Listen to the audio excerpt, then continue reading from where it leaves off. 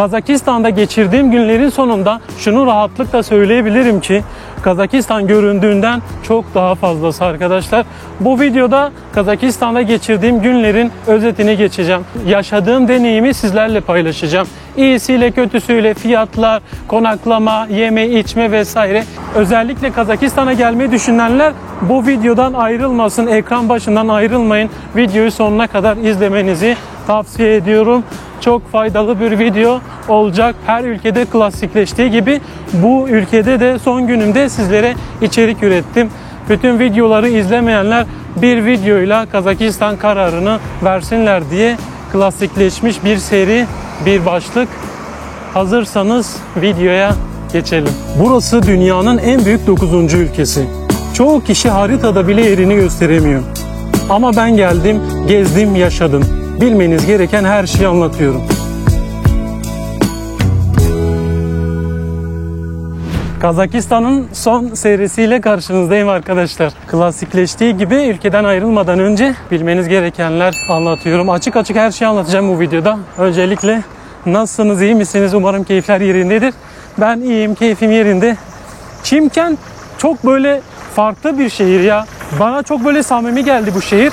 Çünkü şehirde Özbekler, Tacikler, Kazaklar, Ağızka Türkleri yaşıyor. Pazarda bunları görmeniz mümkün. Ben bu ülkede 20 günden fazladır bu ülkedeyim.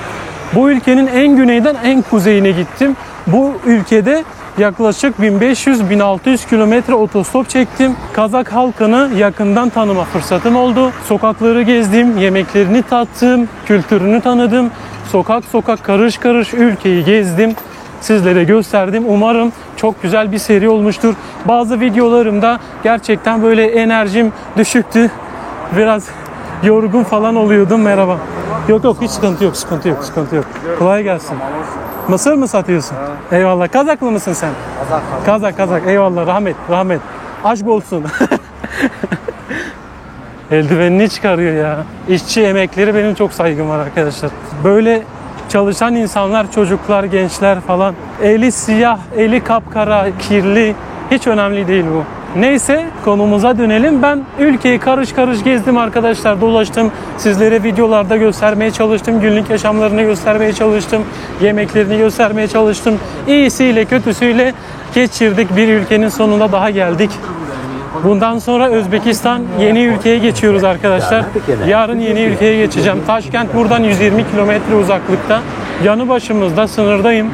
Kazakistan'ın en güneyinde Çimkent şehrindeyiz arkadaşlar şu anda. Bilenleriniz vardır zaten. Bir önceki videoda buraları gezdim, buraları gösterdim. Pazarı, fiyatları, halkla kaynaştım. En sevdiğim serilerden birisi insanlarla kaynaşmak, iç içe geçirmek. Daha yakından tanıyorsun kültürlerini.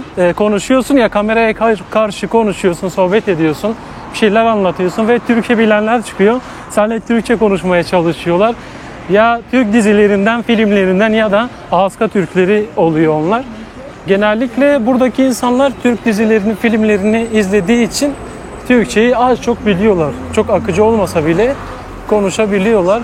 Çok iyi konuşan da var bu arada. Özellikle Türkistan'da Hoca Ahmet Yesevi'nin üniversitesi olduğundan dolayı burada Türkçe bilenler de var. Çünkü Hoca Ahmet Yesevi'nin üniversitesinde Türkçe eğitim görülüyor. Türkçe dersler veriliyor. O yüzden Türkçe bilen gençler de var. Yani ben Kazakistan'da şunu fark ettim. Kazakistan'da gençler çok böyle Kazakça konuşmuyorlar. Rusça konuşuyorlar. Ben birkaç kişiye denk geldim. Astana tarafında, ne bileyim Almatı vesaire yolda tanıştığım insanlar Kazakça bilmiyorlar ya, ben ona çok şaşırdım. Yani Kazakistan'dayız. Kazak bir genç ama Kazakça bilmiyor. O da çok ilginç. Rusça, genellikle Rusça biliyorlar. Türkçe bilen sayısı az da olsa var.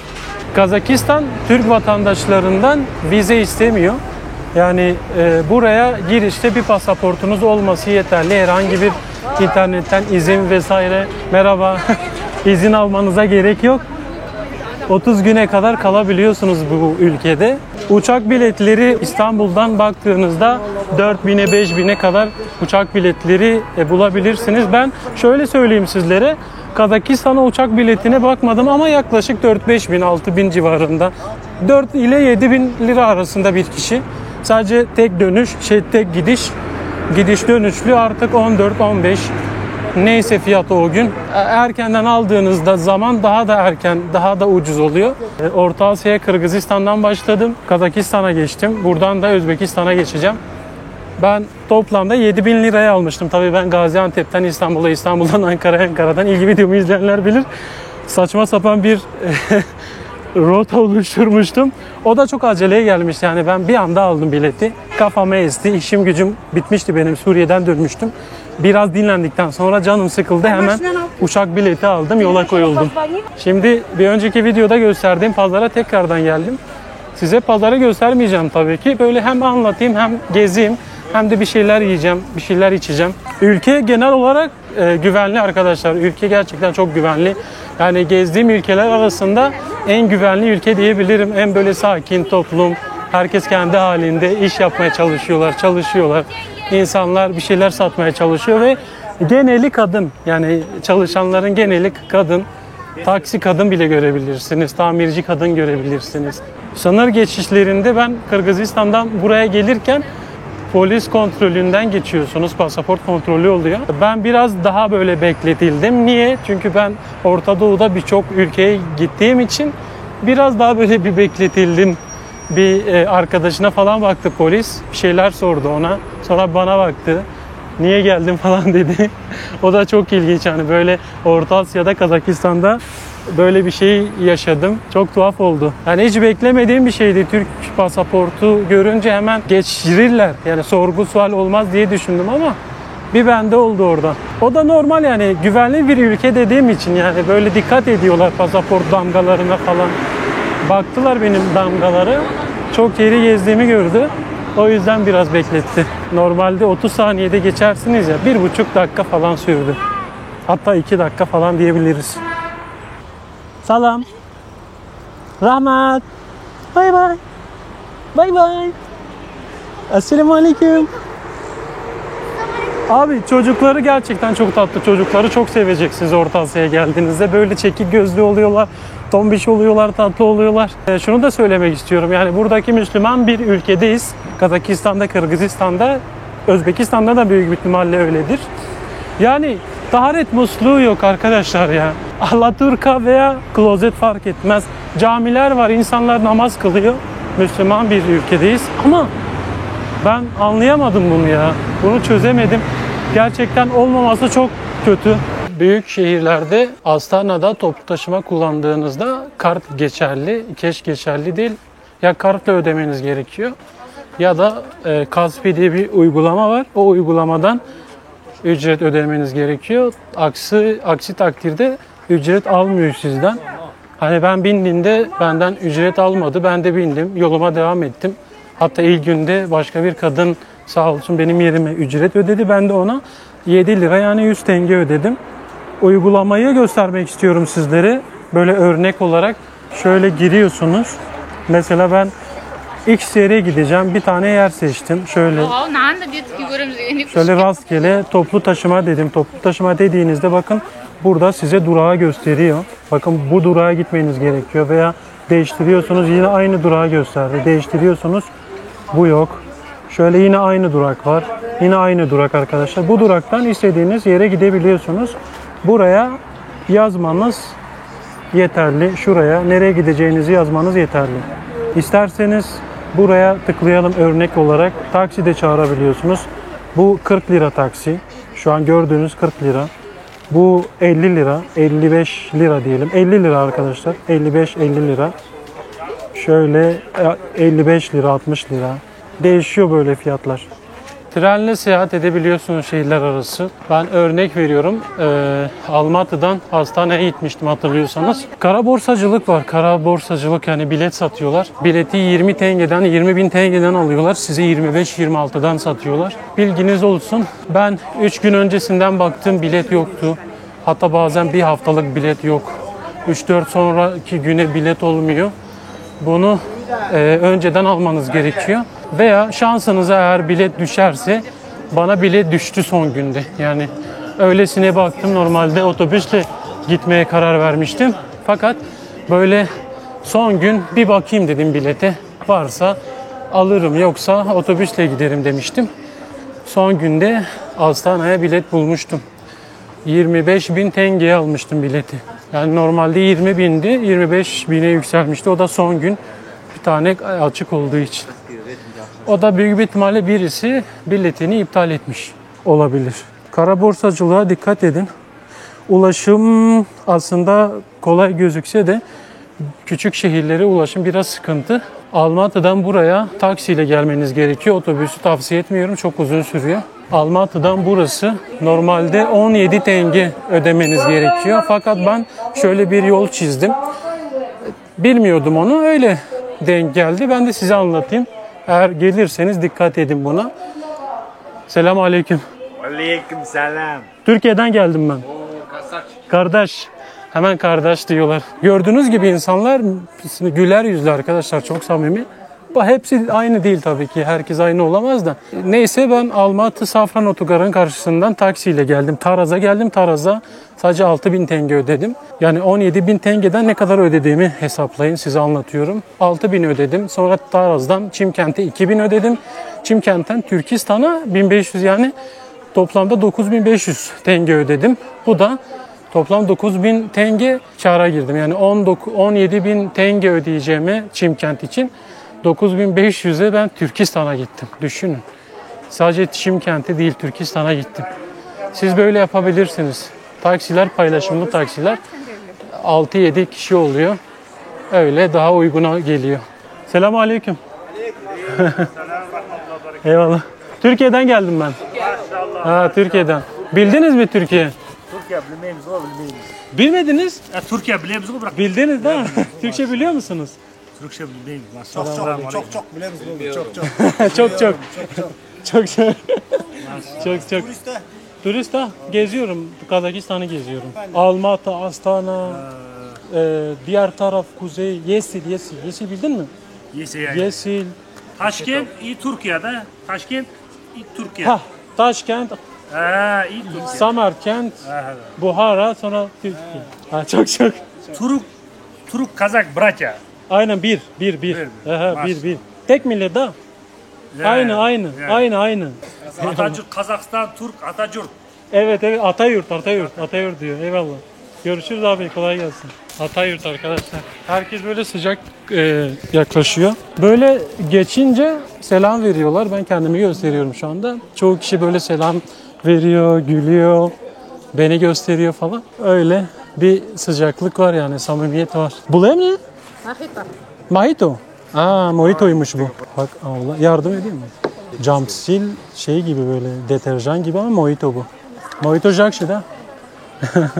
Güzel naneli bir içecek. Zaten mojito'yu biliyorsunuz. Ben şundan içeceğim. Bu kuşburnu, böyle gül suyu gibi bir şey. Tarçınlı bir şey bu. Bir tane... Yok bu. Ben bunu bildim, ben içtim. Bu da güzel. Bu da ayran arkadaşlar bu arada. Kança? 250. 250 arkadaşlar, yani bu da 15 liraya falan tekabül ediyor. Aha, tam 250 çıktı. Tam 250. Çok güzel. Jakşa. Valla güzel yapmışlar. İçinde tarçın var arkadaşlar. Böyle tarçın, gül suyu, ferahlatıcı bir içecek. Bunu düşünsenize, yazın ortasında böyle sıcakta içiyorsunuz. Şu an bahara girdik. Kış daha gelmedi. Herkes kışı bekliyor. Herkes çok şaşkın zaten. İnsanlar şaşırıyor, yani küresel bir ısınma var, her yerde öyle. Normalde bu mevsimde, şu an bulunduğumuz ayda bunu içemezsiniz soğuktan. Mama?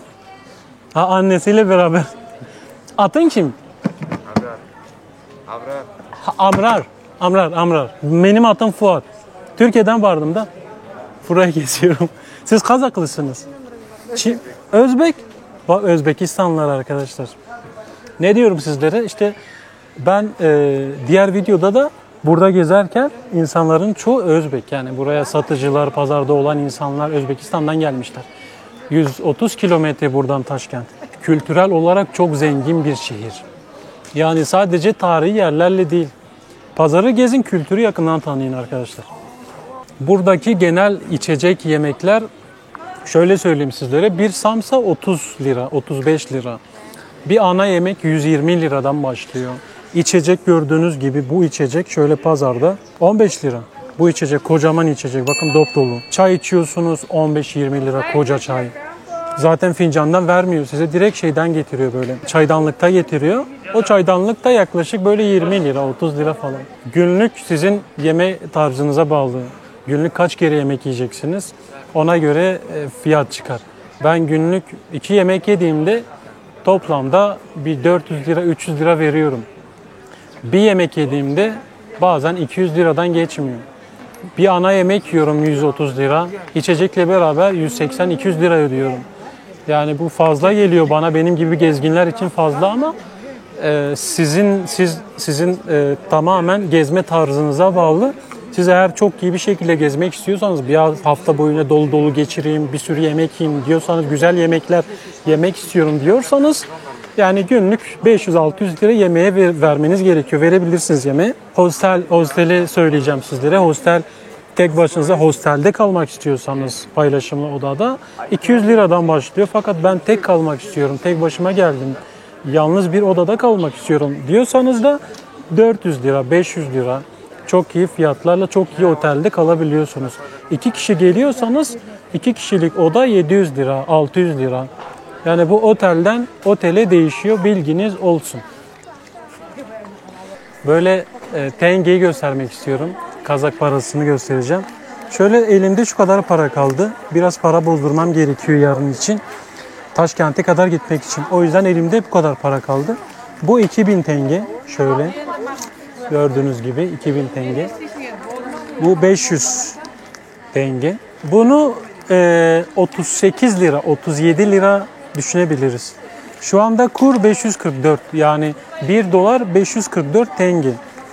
Buna 44 daha ekleyelim, 1 dolar oluyor bu. Gün geçtikçe yükseliyor, düşüyor. Takip etmiyorum da belki şu anda 555'tir, 560'tır bunu bilemem. Ben 535'ti, 533'tür. Şu an 544. En son 544'tü. Çünkü elimde olan tengeleri ben dolara çevirdim. Özbek somuna çevirmek için. Bu da bende kalan 50 tenge böyle. Bunun böyle 100 tengesi var. Bunlar genellikle otobüsler için. Makyaj malzemeleri satıyor. Çok ucuz arkadaşlar yani. Bir tanesini anlamıyorum ama bir tanesini soracağım sizin için.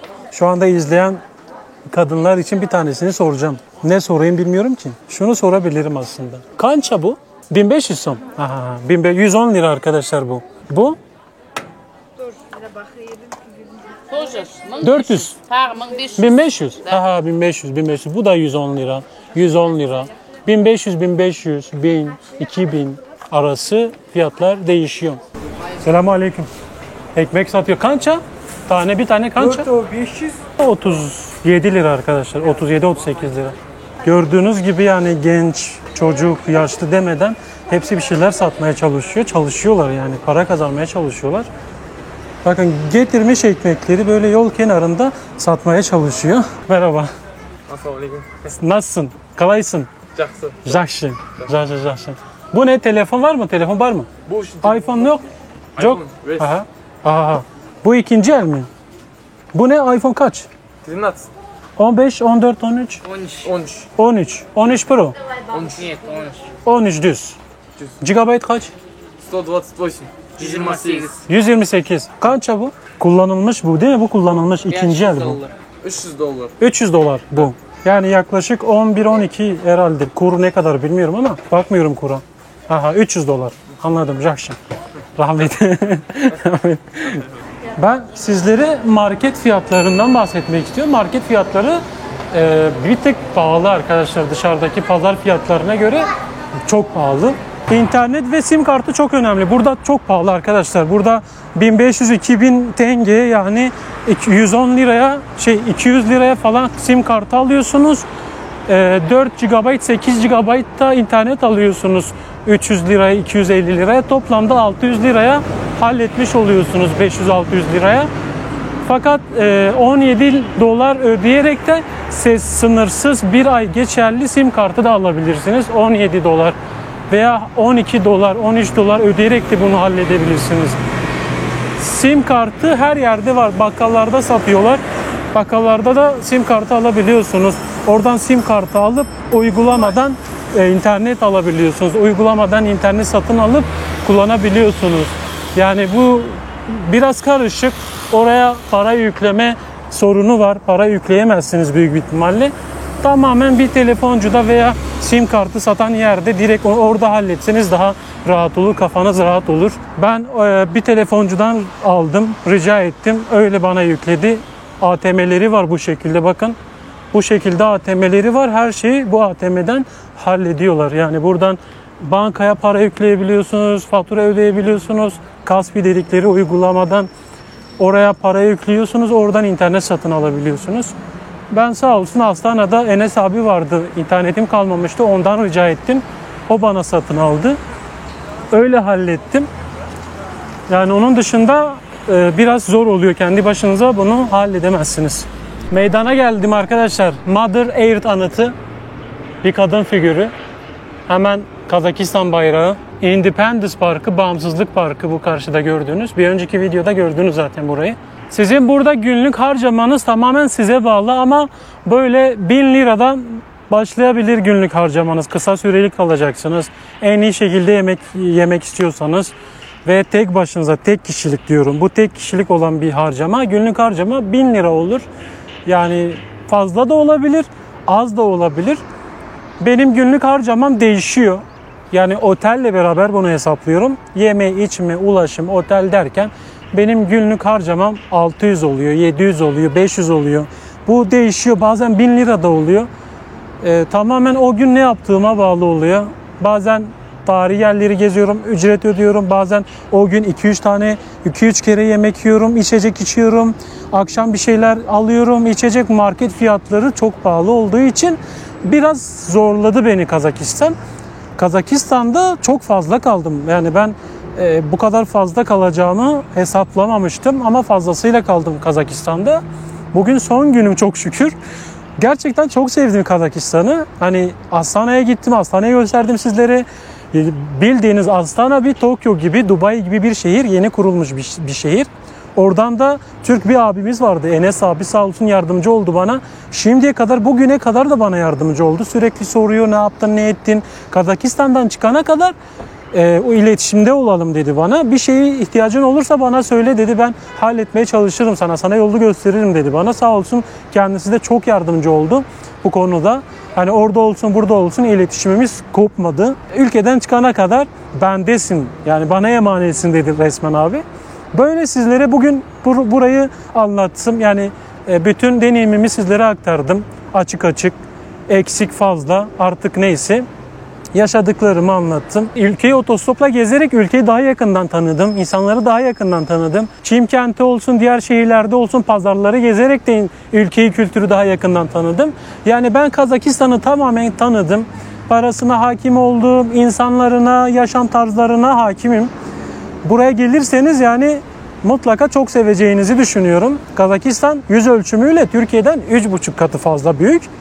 Yani bir yerden bir yere gitmek istediğinizde bu 2 gün bile sürebiliyor. Sizleri sıktıysam hakkınızı helal edin. Buraya gelmek isteyen ya da gelenler veya beni öylesine izleyenler, bu videoyu izleyenler, hepinize çok teşekkür ederim. Yorumlarda düşüncelerinizi paylaşabilirsiniz. Varsa aklınızda bir soru yorumlara yazın, ben size cevap vermeye çalışacağım. Elimden geldiğince zaten hepinize cevap vermeye çalışıyorum. Bazı videolarımda 300, 400'den, 500'den fazla yorum oluyor. Yani hepsine cevap vermem imkansız arkadaşlar. Bunun için gönül koymayın lütfen bana. Ben ya okuyorum, beğeniyorum. Bazen bitmiyor, yani internet olmuyor. Geziyorum, cevap vermeye çalışıyorum. Böyle kendinize çok iyi bakın. Yeni ülkede Özbekistan'da görüşmek üzere. Bir sonraki video Özbekistan olacak. Bildirimleri açmayı unutmayın. Bu videoyu beğenmeyi, yorumu sola kaydırıp hype puanı vermeyi unutmayın. Kendinize çok iyi bakın. Hoşça kalın. Açmışlar fiskiyeyi. Çok güzel ya.